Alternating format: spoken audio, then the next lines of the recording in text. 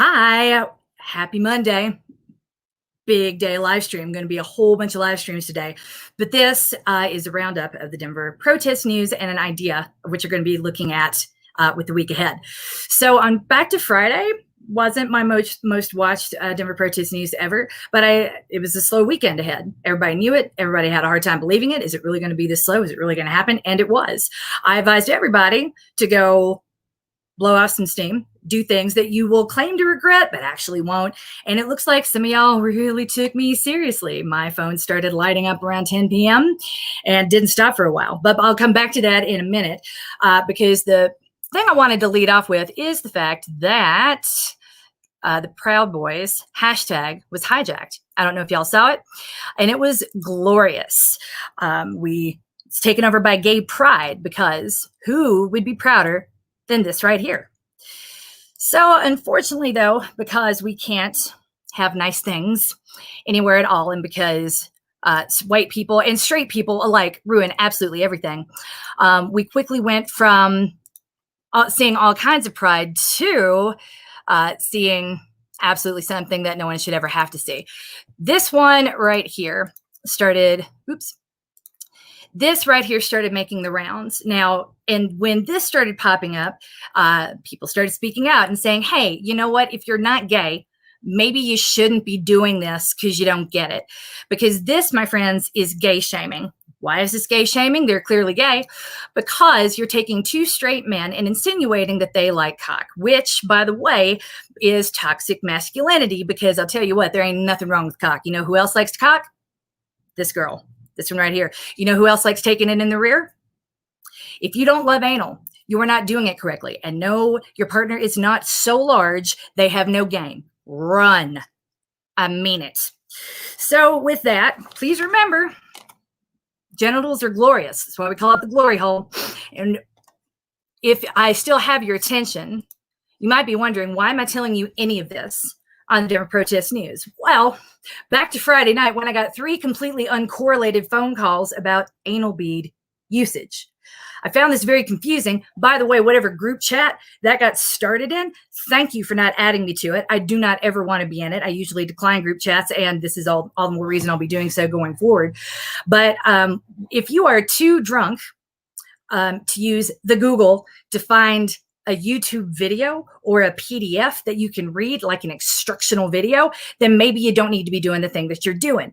That's a pretty good rule to follow. That's not judgy. That's just saying, hey, maybe this thing that sounds like a great idea is not the best idea at all. Yeah, I'm really glad you have it. So it was 3. I didn't see this coming out of nowhere. My husband was like, who are you talking to?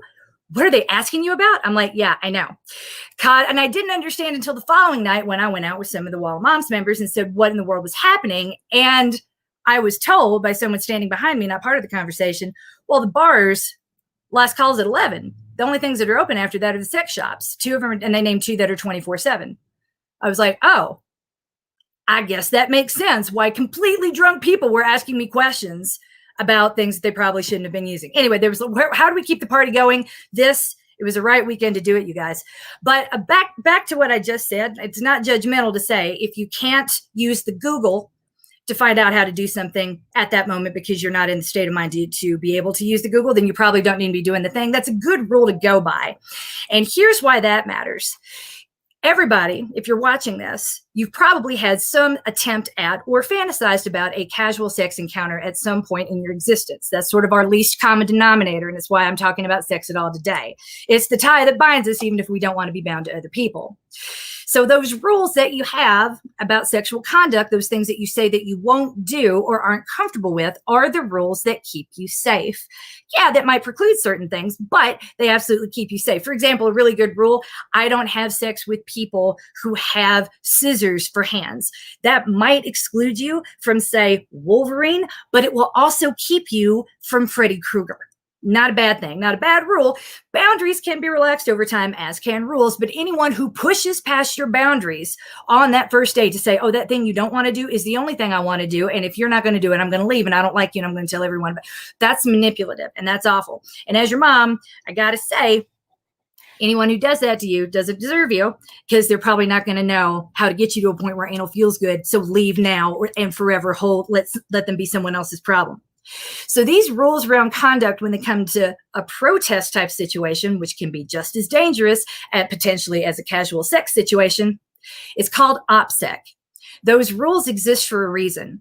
For months now, I've been direct and implicit. I've made infographics trying to get your attention, to get you to take some basic OPSEC, operational security measures, seriously. And it seems like this message is not getting through. The closer we get to the election, the higher the stakes are going to get. It is now a good time to remember that direct actions themselves are a whole lot like casual sex. You can absolutely do it. No one's going to judge you for it. But if you're going to do this thing, please accept the risks, acknowledge that they exist. Don't say, hey, if I'm going to do it my way because you're just old. Call me a boomer all you want, but I lived through the AIDS epidemic and I also lived through a whole bunch of revolutions. The reason I'm still alive 20 years later to talk about all this is because we all had some basic OPSEC in both situations. It would be great to develop some, because if you're over the age of 20, I know you got a couple parameters around sex. Let's put a few around direct actions and protests as well. For example, keep it covered. That's a great rule. What part am I referring to? A face mask. Keep your face mask covered and your eyes as well. There are several people out there, groups who have a very different view on operational security than I do. As an operational rule, they do not blur faces. If you can be identified, they very much see that as your problem. And by the way, you're welcome. Don't be mad at them. If you ask them to take it down and they say no, that's fine. But that is a key to you, that maybe you need to cover up a little bit better if you totally don't want to be recognized when you go out. Eventually, I'm going to be having a friend of mine come on over here and we're going to do a talk about what Black Bloc looks like and how to approach it. And you'll see that you've probably been next to this person, and I've been next to this person who I know really well, and I've not recognized them at all in multiple situations. They are that good and they are super distinctive.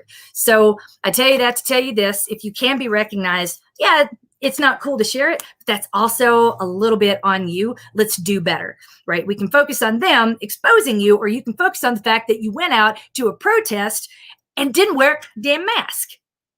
Basic. Absolutely basic. So, but back to what I was saying about that person who pushes the boundaries. When you say no and they say, well, if you don't do this and you're a bad person and you're not here for the movement, those people show up a lot. And here's why that matters so very much. The reason I get into this work, and I'm volunteering here to do it. Yes, if you've been here for a while, you know I have a special needs child, and I'm tired of holding them out as a reason to justify my existence and my participation. Listen if you want, don't if you want, but I'm not going to be touting my kid out as my credential anymore. What I will say is that the worst kind of fed, the ones that I have zero time for, are the ones who are funded by the Patriot Act. That's DHS, TSA, and ICE. I want the Patriot Act repealed, and I want all of those institutions gone, and I have consistently wanted that since they appeared in 2001. What that has to do with anything is that a DHS, Department of Homeland Security snitch or informant, is different than your usual PI or DEA informant, Drug Enforcement Agency. DEA informants work a lot like what you've seen. They work their way up the chain to get to the kingpin.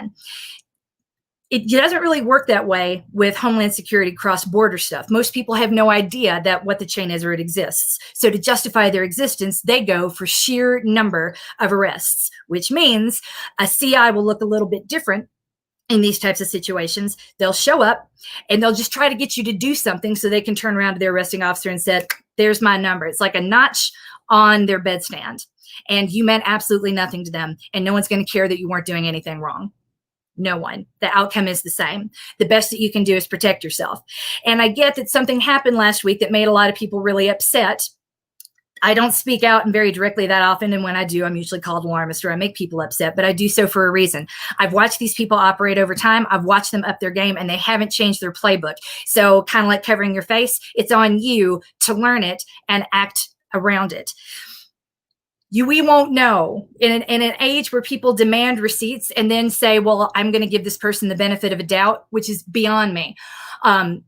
It's hard to know what people will accept and get them to take a threat seriously. So all I'm going to do is, as your mom, say, hey, let's think about this. The way confidential informants work, they're trying to work their way out of a situation.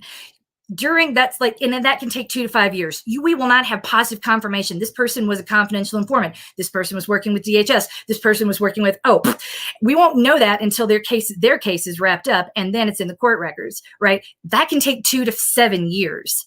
So imagine 7 years from now, looking back and saying, hey, wow, what do you know? That guy, he was an informant. God. And I gave him the benefit of a doubt. That 7 years is a long time and a lot of lives to mess with. They are the lowest of the low. We can't prove that anyone is an informant. What we can, and I'm not a believer in snitches getting stitches for that reason. You have no idea what you're going to say or do when it's your life on the line. What all you can do is, like covering your face mask. I'm not going to get mad at you for being sick. I'm going to get mad at me for not wearing my mask. That's OPSEC. Your operation needs to have OPSEC. Your organization needs to have OPSEC. You need to accept that snitches are going to happen and try to keep them from having critical information. You need to accept that informants are going to be there. And rather than worry about naming them or shooting every messenger that gives you a warning, the onus really is on you to say, what is that warning? How could I be exposing myself and stop doing that? It's the equivalent of putting on your mask or a condom or having safe sex. Because again, anyone who's going to push you past a boundary that you have set, the boundary that keeps you safe, does not have your best interest in mind. I do not care where you are or what you're doing. So I'm not just talking about the guy in the bar who's like, let's go home right now. Let's go to your place right now. And you're like, I don't know who you are. And this makes me uncomfortable. Could we slow down a bit? I am also talking about the person who approaches you at an action and hands you, say, a firecracker and says, if you throw that at the cops, we got to up the ante a little bit. It's for the movement. And what, are you a racist? You clearly don't care about Black liberation unless you throw that firework at that cop. That's manipulation. It's even worse when they hand you, say, a pair of pliers and say, cut that fence. It's for the movement. We got to up the ante. I'm sure you're really, really nice. All you people are really, really nice, but that's not how this is going to work. Boundaries were meant to be pushed in a safe, consensual environment, not one where you're being manipulated. This is consistent in every aspect of your life. So when you feel safe, if you are saying yes because you feel guilty about saying no, that is not consent. You're being manipulated, and that is what COINTELPRO does best. And that's my specialty, out in those guys, getting them out of the way so I can run my ground operations. I don't have ground operations here. But I would like others, Black leaders in the movement, to have safe ground operations. And they're not going to have that with COINTELPRO running around and getting white women to defend them because they don't understand that they're the ones being the white savior, not me and not us. So this is also why COINTELPRO, by the way, they recruit abusers, they recruit rapists, because they are good at that type of manipulation that crosses the racial boundaries. Women will defend abusers the hardest because that is exactly what we've been conditioned to do. So imagine as a white woman trying to out a Black man, you don't stand a chance. Even if that Black man in that moment is victimizing a Black woman or a Black transgender individual. So I tell you that to remind you that this is exactly what we mean when we say protect Black women, because the rules that we create that will protect Black women will protect all of us all of the time. Okay? So that is what I have to say about that. There are a lot of people out there who are good at weaponizing white fragility. Recognize guilt. Guilt should not compel you to action. Ever. I don't care what that action is. Anything you're doing out of a sense of guilt is the wrong thing. And if anyone who says doing the right thing for the wrong reason, as long as you're doing the right thing, not in this movement, there's too much at stake. All of us will pay a different price for going to prison. And some of us are going to have a prison sentence, or even just going to court will have higher consequences for some and others. Recognize that. The best thing you can do for the people around you is keep your OPSEC tight, both personally and professionally and operationally. And that goes well beyond a VPN. Being the bigger person can get the person next to you put away. So if you're going to wear a mask, thinking about the people around you because that's good OPSEC, because that's just being a good human, I would argue that practicing decent OPSEC is the same as putting on a mask. And it's one of the things that you have to do. It's your civic duty to protect people around you, because not all friends are comrades. and not all friends need to be. So direct actions. I'm really late, so I'm about to get dressed and head down to Denver Homeless Out Loud, where they're going to be doing a live stream. Colorado Freedom Press is also, People's Press, sorry, is also going to be live streaming. There'll be lots of live streams to watch there. We'll be trying to amplify those on the Wall of Moms page. We got so Homeless Out Loud presser at noon. Tomorrow, do not forget, we are still in the middle of the budget, y'all. Still there. City Council is tonight. I'm going to be doing a little talk at 4 p.m. in a private Facebook group. And as soon as that is finished, I'll be going live discussing the Denver City Council meeting and begging you to take action on the budget. Final note, tomorrow is a big day. Tomorrow is Tuesday. Tuesday is the one day each week the mayor does show up in person. And now that I've said that, he probably won't, but he shows up in person one day each week, right as rain, to do one thing. And we need to meet him there and tell him that we will not stand for the Allied Security contract to be renewed. Heard of Allied Security? They beat up that guy on the RTD. They killed that other dude. I don't think we need to renew that contract with my husband's hard-earned tax dollars and your hard-earned tax dollars. If you feel the same way, please meet me at the City and County building at 9 a.m. tomorrow morning.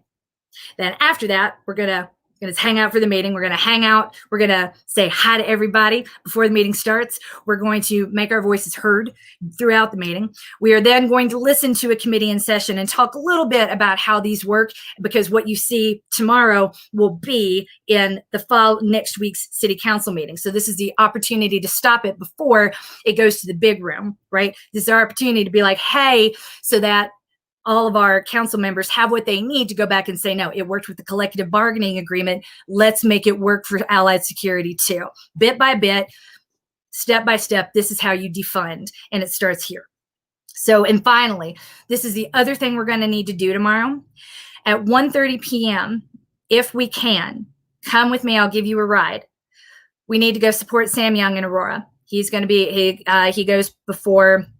I have the details and the links to all the actions both today and tomorrow in the comment section here, but we need to show up for Sam. Sam showed up for us and answered a call that I'm not sure he was ready for, but he wanted to do the right thing, and he did the right thing, and he saved a bunch of people. I very much view him as a hero, and I'm grateful that he protected people on a day when I wasn't there.